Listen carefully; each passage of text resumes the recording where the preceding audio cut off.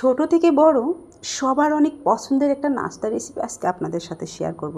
যে নাস্তা কিনা বাচ্চাদের টিফিনে কিংবা সকাল বিকেলের নাস্তায় যে কোনোভাবে খেতে পারবেন। আসসালামু আলাইকুম ভিউয়ার্স, কেমন আছেন সবাই? নিশ্চয়ই খুব ভালো আছেন।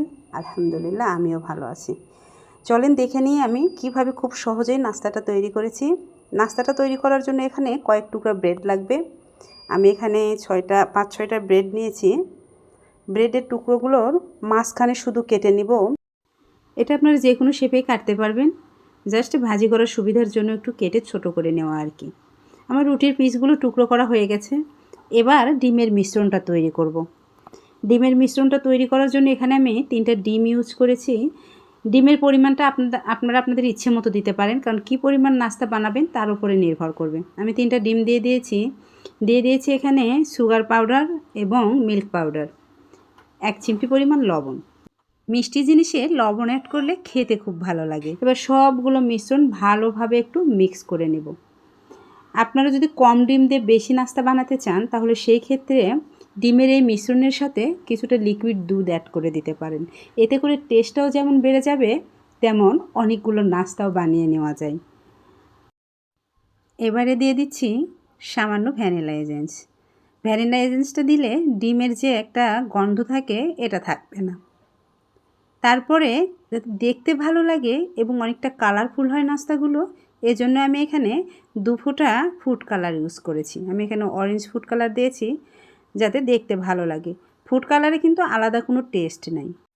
এবার রুটির টুকরোগুলোকে ডিমের মিশ্রণের সাথে ভালোভাবে মাখিয়ে তেলে ভাজি করে নিলেই তৈরি হয়ে যাবে অনেক মজার এবং ইয়ামি একটা নাস্তা।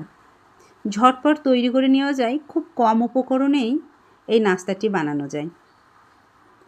এবার সবগুলো নাস্তা আমি এভাবে ডিমের মিশ্রণের সাথে ভালোভাবে মাখিয়ে তেলে ভাজি করে নেব। এই নাস্তাটা ভাজি করতে কিন্তু খুব বেশি তেলেরও প্রয়োজন হয় না। পাউরুটি দিয়ে অনেক মজার মজার নাস্তা তৈরি করা যায়, তবে আমার কাছে এই নাস্তাটা পৃথিবীর সবথেকে সহজ নাস্তা রেসিপি মনে হয়। খুব তাড়াতাড়ি বানানো যায়, খেতেও ইয়ামি লাগে।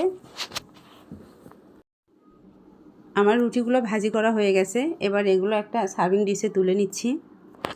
রুটির পিসগুলো দেখলে বুঝতে পারবেন এটা দেখতে ঠিক কতটা ইয়ামি হয়েছে এবং কতটা কালারফুল হয়েছে। দেখতে যে জিনিসটা ভালো লাগে, এটা কিন্তু খেতেও ভালো লাগে। আমার সবগুলো নাস্তা তৈরি করা হয়ে গেছে। এবার সবগুলো নাস্তা একটা সার্ভিং ডিশে তুলে নিচ্ছি। এবার আমি একটা নাস্তা হাতে নিয়ে আপনাদের দেখিয়ে দিচ্ছি এটা ঠিক কতটা নরম এবং তুলতুলে। এই নাস্তাটার সাথে আপনারা চাইলে টমেটো সস, মেয়োনিজ যে কোনো কিছু দিয়ে খেতে পারবেন। আবার এগুলো ছাড়া এমনিতেও খেতে অনেক ভালো লাগে। তো বন্ধুরা, আমার এই ভিডিওগুলো আপনারা যে যেখান থেকে দেখেন, আপনাদের সবার জন্য অনেক অনেক শুভকামনা। ভালো থাকবেন সবাই। আল্লাহ হাফেজ।